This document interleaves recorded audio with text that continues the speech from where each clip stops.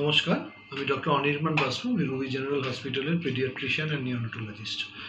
আমি আপনাদের কাছে আজকে যে জিনিসটা বলতে চাই যে এখন বাচ্চাদের ভীষণ ভাইরাল ফিভার হচ্ছে, মানে জ্বর হচ্ছে, সর্দি কাশি হচ্ছে।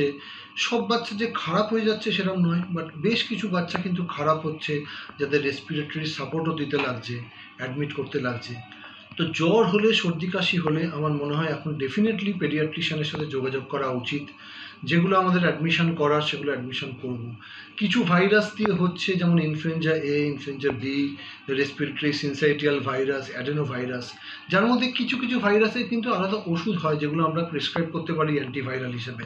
তো সেইগুলো করা দরকার। ভর্তি করলে আমরা রেসপিরেটরি ভাইরাল প্যানেল পাঠিয়ে যদি সেই ভাইরাসগুলো পাই, সেগুলো স্পেসিফিক ম্যানেজমেন্ট আছে, ট্রিটমেন্ট আছে, সেগুলো করা সম্ভব।